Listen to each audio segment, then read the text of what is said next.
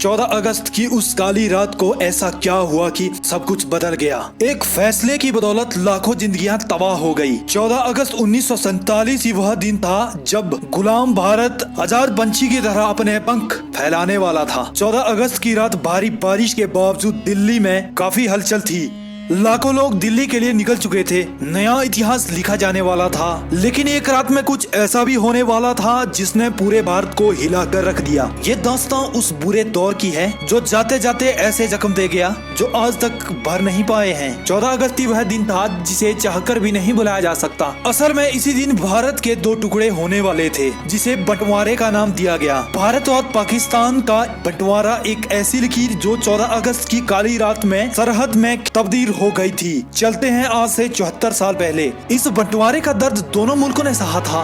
रातों रात लोग अरबों की संपत्ति से बेदखल हो गए थे और कुछ को पाकिस्तान नसीब हुआ तो कुछ को भारत। उस दौर में भारत की आबादी 40 करोड़ हुआ करती थी। देश में ब्रिटिश हुकूमत से ही शासन चला करता था। लोगों के पास इतना रोजगार नहीं हुआ करता था कि वे 3 समय की रोटी खा सके। लोग बड़ी मुश्किल से अपना जीवन चला रहे थे, चाहे वो हिंदू हो या मुसलमान हो। उस दौर में सब कंधे से कंधा मिलाकर चला करते थे। यही बातें अंग्रेजों को रास नहीं आ रही थी, इसीलिए तो वो हिंदू और मुसलमानों की एकता को तोड़ना चाहते थे। अंग्रेज चाहते थे कि हिंदू और मुसलमानों के बीच दंगे होते रहे और हमारा मुल्क हिंदुस्तान हमेशा के लिए अशांत हो। बदलते समय में अंग्रेजों ने एक ऐसा खेल खेला जिसे धर्म का नाम दिया गया, जो बंटवारे के रूप में हमारे सामने आया। बंटवारे के बाद ऐसे दंगे हुए जिससे लोगों का खून पानी की तरह बहा जाने लगा। अंग्रेजों ने हमारे इस मुल्क में धर्म के ऐसे बीज बोए जिसे हिंदू और मुसलमान नाम दिया गया। वरना आजादी से पहले तो हम भाई भाई की तरह रहा करते थे। शातिर अंग्रेजों ने अपनी पहली चाल मोहम्मद अली जिन्ना पर चली। जिन्ना ही मुस्लिम लीग के संस्थापक थे।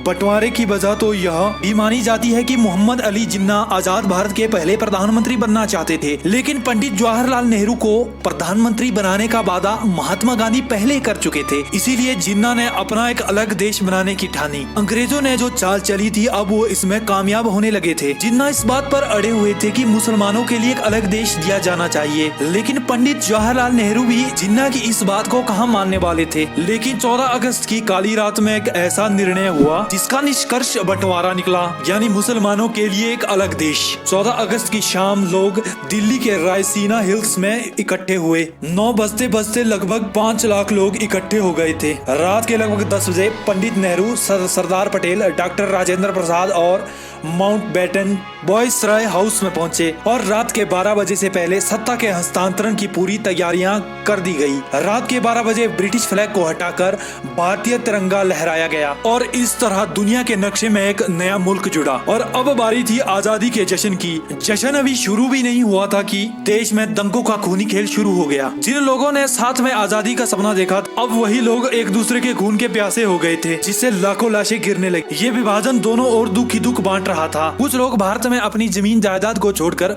पाकिस्तान जा रहे थे, तो कुछ लोग पाकिस्तान में अपनी जमीन जायदाद छोड़कर भारत आ रहे थे। उस दौरान हर कोई एक दूसरे का दुश्मन बन बैठे थे। इस सबके बीच कुछ लोग ऐसे भी थे जिनका धर्म सिर्फ इंसानियत, जिन्होंने अपनी जान की परवाह किए बिना गैर धर्म के लोगों को अपने घरों में शरण दे दी, जिन्हें वो जानते तक नहीं थे। यही तो था असली भारत, यही तो थी भारत की संस्कृति जो सदियों से हमें आपस में जोड़े रखी थी। दोस्तों, असल में बंटवारा अफरा तफरी में ही हुआ था। माउंटबेटन को भी इसके लिए ज्यादा समय नहीं मिला था। दूसरी वीडियो में हम आपको बताएंगे कि किन किन चीजों का बंटवारा हुआ, कौन कौन सी चीज भारत के हिस्से में आई और कौन कौन सी चीज पाकिस्तान को मिली। जानने के लिए चैनल को सब्सक्राइब करें। असल में माउंटबेटन ने जल्दी में ही बंटवारे को निपटा लिया था। सही मायनों में देखे तो अंग्रेज यही तो चाहते थे कि हिंदू और मुसलमान आपस में यूं ही लड़ते रहे, यूं ही दंगे करते रहे।